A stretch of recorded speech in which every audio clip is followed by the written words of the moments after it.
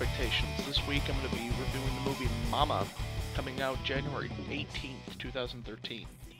The plot of the movie goes that two girls are found in a cabin in the middle of the woods by an old man, as if you've seen the trailers, and they try to get reassociated with normal life. Now, they act like two wild girls, basically wolf children, if you want to think of them like that, and they try and get reassimilated into normal life, but apparently something evil has followed them. What they would call their mother, Mama. This movie is based on, I cannot pronounce the guy's name, but the short film is also called Mama. It's from 2008. And it's on YouTube right now, and if I get a chance, I'll shoot a link down below. But if you have not seen this video, it is one to check out. It is amazing. Scary as hell. Don't watch it at 3 o'clock in the morning. It's a really bad idea if you want to sleep. Um, Basically the gist of this movie, like, I'm pumped for this movie because it's being executive produced by Guillermo del Toro, who in the in the short film does a little cameo right at the beginning where he talks about this is the movie that kind of inspired the idea. Granted, the movie is by the original director of the short film. He also has his wife and a director of the name Neil Cross, who he's written a lot of good movies. A lot of interesting movies, anyways.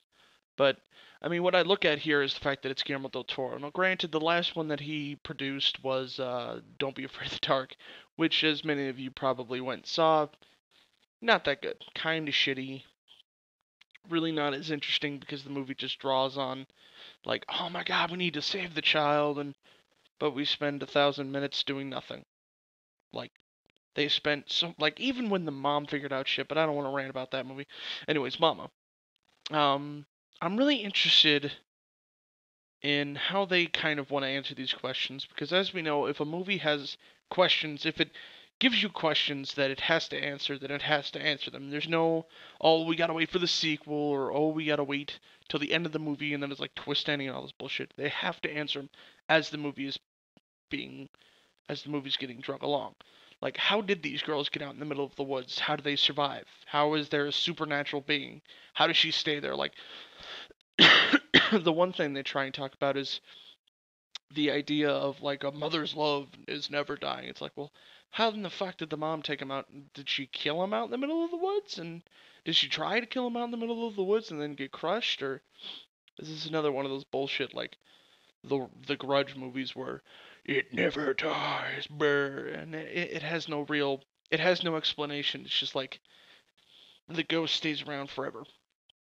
Um, but I'm hoping, I don't know, it's just, this movie needs to really shine a light in Guillermo del Toro's eyes, because, you know, like I said, Don't Be Afraid of the Dark started out great, started out really strong, had a woman tripping downstairs and getting her teeth knocked out by some crazy guy who was trying to get his kid back.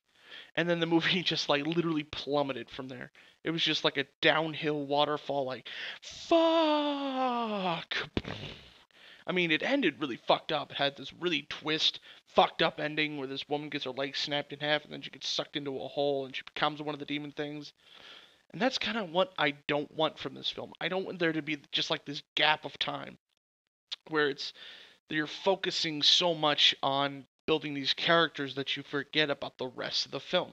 Because that's what they did great in Don't Be Afraid of the Dark. You know, Guillermo del Toro talks about how he spent a lot of time instructing the child around, telling her how to act like this, and how she should have this emotional connection. But they ended up spending so much time on that they lost what the movie should be about. Because it was about these little fucking demon pixie things. You know, it wasn't about, oh, a stepmom not being really loved by her child. It's like that should be even not even a secondary story. That should just be like underlying. It should be like, what are these creatures? What do they want? Where do they come from? We don't see that in the movie. Instead, we see like this bullshit rant about how the pretty stepmom doesn't feel loved, and it's like, fuck you. And then the even more underlying story of why the parents get divorced, they never really explain that at all. They just brr. And I don't want that in this film. For Mama, I really expect to just go in there and get the shit scared out of me. That's what I'm really hoping for. Is a god honest like movie that will scare the shit out of me. And that's what I want from this film. I do want the story. Don't forget that. I want these characters to actually jump out and be emotional, but I don't want it to be, we showed the monster for 5 minutes and then we waited for another 30 minutes before we showed anything, and then for the rest of the film, it's just like this, it's like watching a fucking candle melt, and you're like, oh my god, is it gonna burn out or is it not? I don't want that. I want like this movie to just, it'll pick up, it'll tell the story, and then once they introduce like the demon or whatever the fuck she actually is, that it just kind of keeps going from there, like the devil inside. But I actually want an ending to this movie. Well, before I ramble on much longer, try and keep it short on you folks. Mama comes out January 18th, so pretty much at the end of this week. I hope you guys have a good fucking time and enjoy the rest of your week. Hopefully this winter doesn't get too damn cold. Alright, bye.